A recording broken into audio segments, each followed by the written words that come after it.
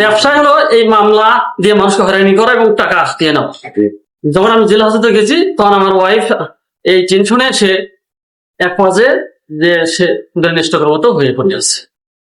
আমি মোহাম্মদ কামরুজ্জামান, পিতা আলহাজ আব্দুল সোবান, মাতা জরিনা বেগম, গ্রাম মৌজুম আলী আকন্দপাড়া, লেঙ্গা বাজার।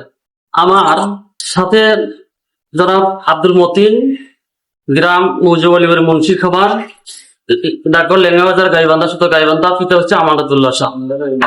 ইনি আমাকে চাকরি প্রলোভন দেখে 2023 সালে 6,50,000 টাকা হাতিয়ে নেওয়ায় কামারপাড়া স্টেশনে উনি এক অফিসার কানি দেখে এই টাকাটা হাতিয়ে নেওয়ার পরে সে চাকরি দিতে পারে না।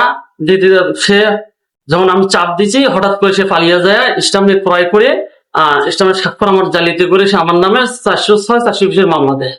এতে মামলা যে প্রাথমিক পর্যায়ে যে লিগেল নোটিশ বা অন্য করে সে গায়েব করে আমার নামে ওয়ারেন্ট করে আমাকে জেল হাজতে প্রেরণ করে। জেল হাজতে যে যখন আমি জেল হাজতে গেছি তখন আমার ওয়াইফ এই টেনশনে সে এক পর্যায়ে যে সে নিষ্ঠকর মতো হয়ে পড়েছে। এখন আমি এর দ্রুত গ্রেপ্তারের দাবি করছি এবং বিচারে আনার জন্য আমি যে প্রশাসনকে অনুরোধ করছি।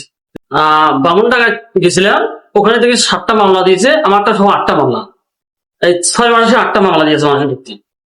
সে মামলা দিয়ে মানুষকে হয়রানি করতেছে। এই মামলার কারণে কেউ বাড়ি ছাড়া হয়েছে, কেউ ঘর ছাড়া হয়েছে, সে স্ত্রী পুত্র ছাড়া হয়ে গেছে।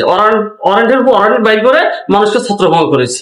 এর জ্বালা যন্ত্রণায় মানুষ খুব অতিষ্ঠ হয়ে গেছে। হ্যাঁ, সবগুলো মিথ্যা মামলা। এই মামলা একটা সত্য না, সব মিথ্যা মামলা। ব্যবসা হলো এই মামলা দিয়ে মানুষকে হয়রানি করা এবং টাকা হাতিয়ে নেওয়া।